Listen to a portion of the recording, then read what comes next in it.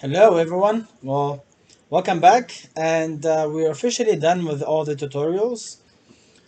I hope that helps a lot. It's a tremendous help. I am sure of that. Obviously, there's a lot more to do to talk about, but I'll leave the rest to you. So everything that I've showed you so far should be enough to get you going. But like I said, you need to do a lot of outside of the box thinking and a lot of creativity to fix your biomechanical analysis problems and troubleshoot your biomechanical analysis. Alright, so in the 400 series, we're just gonna be focusing on assignments. So I'm gonna give you two assignments.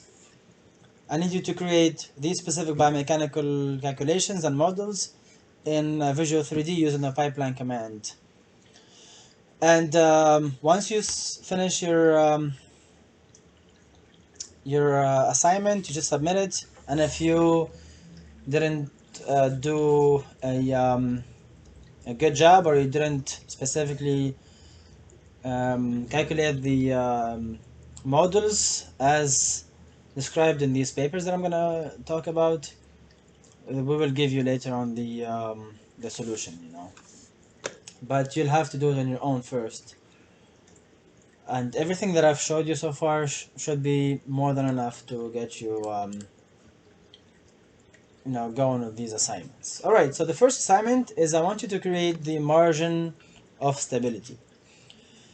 The margin of stability is a widely known biomechanical model that is used to assess stability during dynamic locomotion. So not when you're standing, but when you're in locomotion, so basically either in gait or any other activity.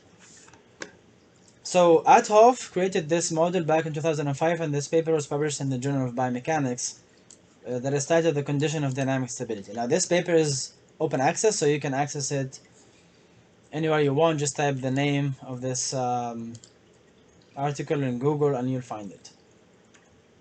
Adhoff is a scientist in the Netherlands. So let's read it together. It's not very hard, but you need to know your way through Visual 3D, and after all these tutorials, it should be like much more than enough then to get you going. So in the abstract, it talks about this specific model. So the well-known condition for standing stability in static situations is that the vertical projection of the center of mass should be within the base of support. So if you're like just standing without moving your feet, theoretically you should keep your center of mass within the base of support, because when you leave the base of support, your probability of falling increases and your stability decreases. So when we keep on reading the abstract, they mention that on the basis of simple inverted pendulum model, an extension of this rule is proposed for dynamic situations. The position, which is the vertical projection of the center of mass, plus its velocity times a factor of L divided by G should be within the base of support.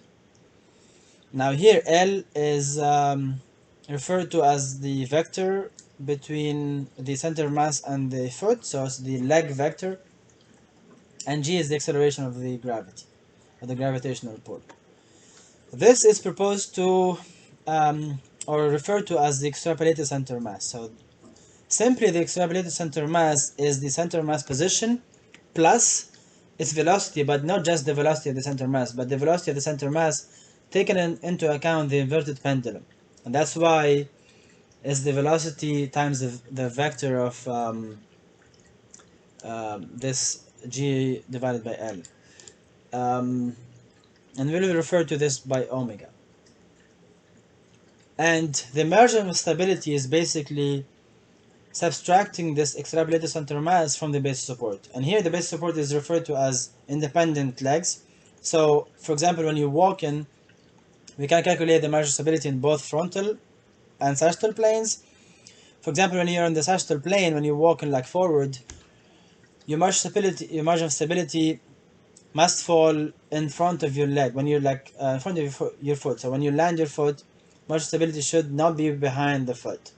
So basically, once you calculate your extrapolated center of mass, you just subtract the heel marker, like the end point of your measure stability, from the extrapolated center of mass, and that's how you get the margin of stability.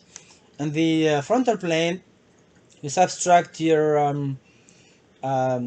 like Alkenis marker or uh, like lateral malleolus, any like marker that actually points to the edge of the foot from the extrapolated center of mass. All right. So this is a diagram showing the L vector. So the L vector, you have to calculate the L vector in both frontal and sagittal planes. So basically, first of all, like I showed you, you get the vector between the center of mass and the foot. I typically use the end proximal position of the foot segment. And then once you have that vector, then you extract the x and y values. So x and z values for the frontal plane, and then the y and z values for the sagittal plane. Once you have that, then you have the L. You just need to extract the omega, and omega here, as you can see here, is referred to as G, which is the gravitational pole of the 9.81 meter per second square, divided by L, by that specific vector that we created. So once you have this omega, then you just need to extract the position of the center mass plus the velocity of the center mass times the omega, which is G divided by L. Sounds good? So once you have that, you just need to subtract that from the base support, whether that's in the sagittal or frontal plane. All right. Make sure you read the whole paper to understand it more, and good luck. All right. See ya.